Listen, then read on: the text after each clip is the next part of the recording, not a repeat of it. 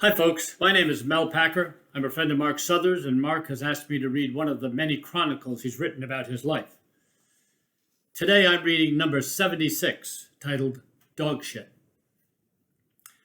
Of course, all lives matter, but all lives aren't being snuffed out like black lives.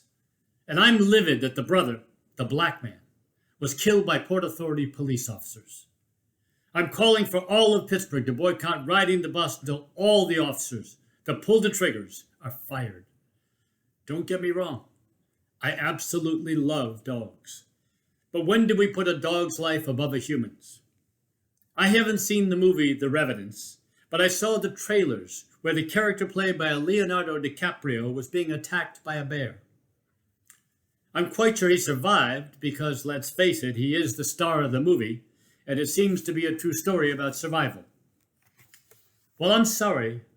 If something, anything, is attacking me, and I have a knife, a broken bottle, even a toe or nail clipper, I'm stabbing and clipping away. I remember watching the old cowboy movies with my dad, where sometimes to apprehend an outlaw, they'd shoot him in the leg to slow him down. They did this so they could bring him in alive and get the reward. What happened to that type of shit? Maybe they should reward those trigger-happy police for bringing suspects in alive and punish them like every other non-police officer for murder. This is the second time that this has happened in recent years in our city that a police dog was stabbed to death. The first time, the man was not killed. He did look heavily bruised, but he's still alive. And yes, he was white. Just stating the facts.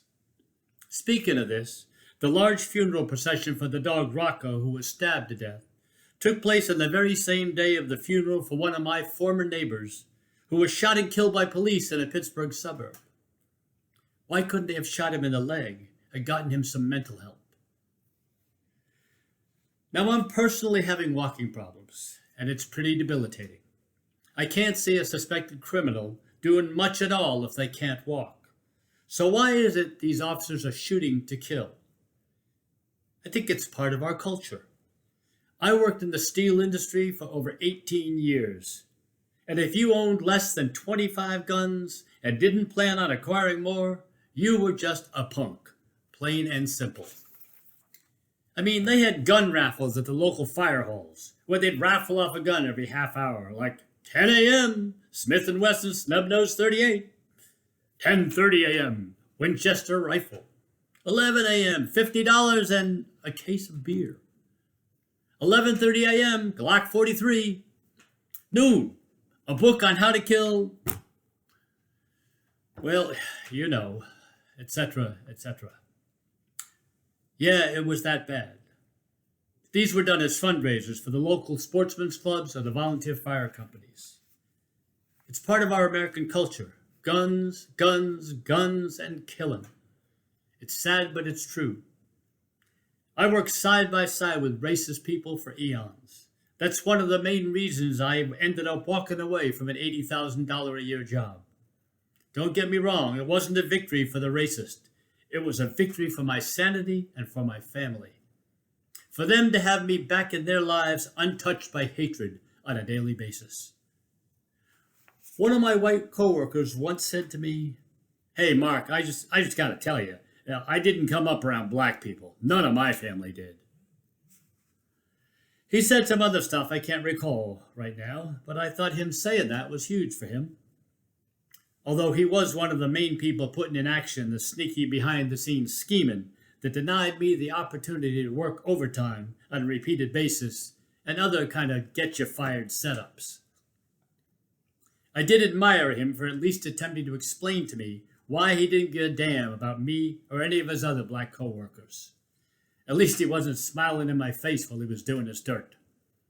But yeah, I was a punk. I only owned 2 guns. My thinking was you can only shoot 2 at a time. But I gave my guns away after our second son was born. I didn't want to take any chances with having 2 guns and 2 young boys under the same roof.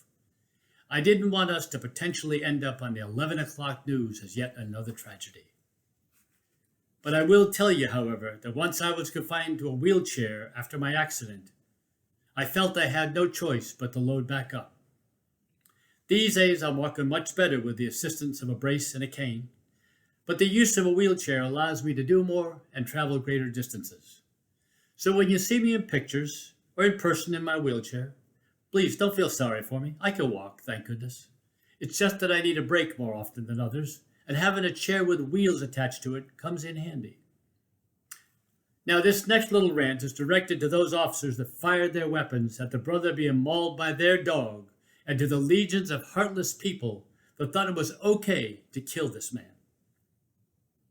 If that dog and this man were dangling from the Smithfield Street Bridge about to fall to their deaths in the icy cold Monongahela, and you had a choice to pull only one up to safety, who would you choose to help? Let's forget about strength. Let's forget about that other bullshit like wind gust and homeless people odor and whatnot. To make it easier, let's just say they both weighed the same. If you choose the animal over a human's life, you may as well unfriend me right now. This is what's wrong with our American culture, folks. That part of privilege that allows folks like Donald Trump to spout off that he could walk down the street and shoot somebody and not lose votes. He's not lying. That's the sad part. Imagine if Ben Carson had said anything remotely like that. It would have been a wrap for that soft-spoken Abe Lincoln candidate. Please don't tell me that race has nothing to do with the onslaught of murder and injustice in this country. Now, I plan to buy a dog for the boys later this spring. Dogs have been an important part of my siblings and my lives for over 50 years. Ginger, Duke, Nicky, Nala, Squirt, and several more we cared for friends and family at different times, including a red Doberman pinscher named Satan. Yep, it's true. It was one of my uncles that needed us to watch him for a few weeks. I was a kid. We kept him in the basement. I fed him from afar. I kicked his bowl toward him and quickly scampered out of that room. But come on, folks, to train a dog to attack humans when you can taser them or shoot them in the leg, in my opinion, is outdated and just plain wrong. I thought officers were trained in how to apprehend folks properly. In my opinion, all lives do matter, but probably nobody is blind to what's going on. Everybody, please stop the violence towards black men. Onward.